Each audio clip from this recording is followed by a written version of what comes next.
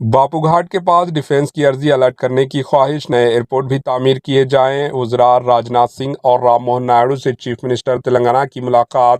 Chief minister Revanth ready نے اپنے دورے دہلی کے موقع پر وزیر دفاع راجناتھ سنگھ اور وزیر شہری ہوابازی رام موہن نائیڈو سے ملاقات کرتے ہوئے ڈیفنس کی عرضی دینے اور نئے ایئرپورٹس کی منظوری کی درخواست کی۔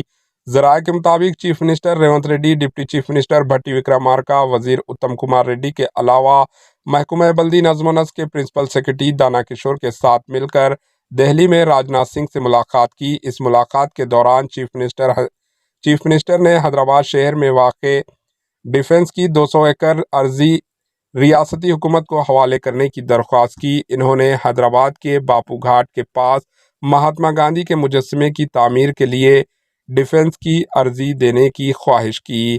اس کے علاوہ ریاست میں سینک اسکول کے قیام اور دیگر امور پر بھی تبادلہ خیال کیا گیا۔ بعد ازاں چیف منسٹر ریونت ریڈی اور دیگر عہدیداروں نے وزیر شہری ہوابازی رام موہن نائیڈو سے ملاقات کی۔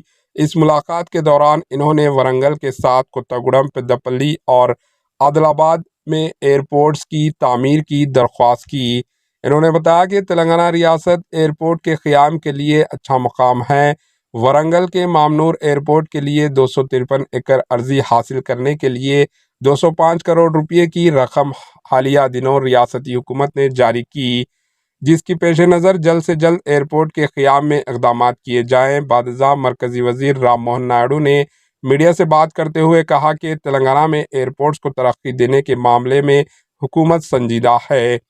ورنگل میں ایئرپورٹ کی قیام کو یقینی بنایا جائے گا۔ اس کے علاوہ کوتاگوڑم کے قریب بھی ایئرپورٹ کے لیے عرضی پائے جانے کی چیف منسٹر نے نشاندہی کی ہے، اس کا بھی جائزہ لیا جائے گا۔